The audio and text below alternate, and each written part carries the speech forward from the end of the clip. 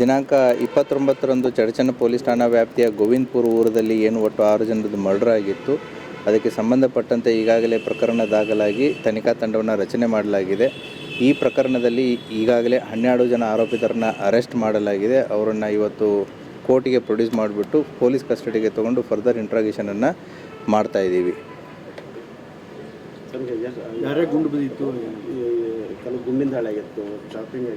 ಅದರಲ್ಲಿ Kallanagowda Patil ಅನ್ನೋರದ್ದು DBBL licensed weapon ಏನಿತ್ತು, ಆ ಲೈಸೆನ್ಸ್ಡ್ ವೆಪನ್ ಯೂಸ್ ಆಗಿದೆ ಅನ್ನುವಂಥ ಮಾಹಿತಿನೂ ಕೂಡ ಇದೆ. ಮತ್ತು ಒಟ್ಟು 6 ಜನರ ಮೃತರಲ್ಲಿ ಈಗ ಪ್ರಿಲಿಮಿನರಿ ಪೋಸ್ಟ್ ಮಾರ್ಟಮ್ ರಿಪೋರ್ಟದಲ್ಲಿ ಇಬ್ಬರ ದೇಹದಲ್ಲಿ ಅದೊಂದು DBBL ಬಂದೂಕಿನಿಂದ ಸಿಡಿದಂಥ ಗುಂಡು ಕೂಡ ಕಂಡು ಬಂದಿದೆ. ಅದನ್ನು ಕೂಡ ತನಿಖೆಯನ್ನು ನಾವು ಮಾಡ್ತಾ ಇದ್ದೀವಿ. ಜಮೀನು ವ್ಯಾಜ್ಯನೇ ಕಾರಣ ಸರ್. Thank you. ಇದಕ್ಕೆ ಸಂಬಂಧಪಟ್ಟಂತೆ ಇನ್ನೂ ತನಿಖೆ ಮುಂದುವರೆದಿದೆ. ಯಾಕಂತಂದರೆ it is just beginning of the ಇನ್ವೆಸ್ಟಿಗೇಷನ್ನು.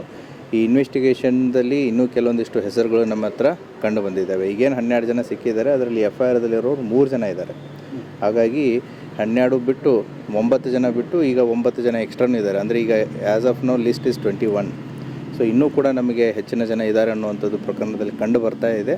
So progress ಆಗುವಂಥ ತನಿಖೆ ವಿವರವನ್ನು ನಿಮಗೆ ಮತ್ತೆ ಬರುವಂಥ ದಿನಗಳಲ್ಲಿ ಕೊಡಲಾಗುತ್ತೆ. ಅಂದರೆ ಸರ್ FIRನ ಇಲ್ಲಾರ್ದವ್ರು ಅಂತಂದರೆ ಈಗ ತನಿಖೆ ವೇಳೆ ಈಗ ಅಲ್ಲಿದ್ದವ್ರಿಗೆ ಅವ್ರಿಗೆಲ್ಲರದ್ದು ಹೆಸರು ಗೊತ್ತಿರಲ್ಲ. ಸೊ ಈಗ ಗೊತ್ತಿದ್ದ ಹೆಸರುಗಳನ್ನ ಕೊಟ್ಟಿರ್ತಾರೆ. ಮತ್ತು 12 ಜನ ಮತ್ತು ಇತರರು ಅಂತಂತೇಳಿ ಕೊಟ್ಟಿದ್ದರು ಅವರು. ಸೊ ಅವ್ರಿಗೆ ಎಷ್ಟು ಜನದ ಹೆಸರು ಗೊತ್ತಿದೆ ಅದು ಕೊಟ್ಟಿದ್ದಾರೆ. ಬಟ್ ನಾವು ತನಿಖೆಯನ್ನು ಮಾಡಿದಾಗ ಅದರಲ್ಲಿ ಇನ್ನೂ ಬೇರೆ ಜನನೂ ಕೂಡ ಇದ್ದಾರೆ ಅನ್ನೋದು ಮಾಹಿತಿ ಬಂದಿದೆ. ಎಲ್ಲರೂ ಕೂಡ ಈಗ ಅರೆಸ್ಟ್ ಆದವರು ಎಲ್ಲರೂ ಕೂಡ ಗೋವಿಂದಪುರದವರೇ ಇದ್ದಾರೆ. ಸೊ ಹಾಗಾಗಿ ಒಂದೇ ಕುಟುಂಬಕ್ಕೆ ಸಂಬಂಧಪಟ್ಟವರೇ ಇದ್ದಾರೆ. ಇನ್ನೂ ಕೂಡ ಪ್ರಕರಣ ತನಿಖೆಯಲ್ಲಿದೆ. ಮುಂಬರುವಂಥ ದಿನಗಳಲ್ಲಿ ನಿಮಗೆ ಹೆಚ್ಚಿನ ಮಾಹಿತಿಯನ್ನು ಕೊಡಲಾಗುತ್ತೆ. Thank you. If you like this video, ಬೇಗ ಲೈಕ್ ಮಾಡಿ, ಕಾಮೆಂಟ್ ಮಾಡಿ, ಶೇರ್ ಮಾಡಿ ಹಾಗೂ ಯೋಯೋ ಟಿವಿ ಕನ್ನಡವನ್ನು ಸಬ್ಸ್ಕ್ರೈಬ್ ಮಾಡಿ.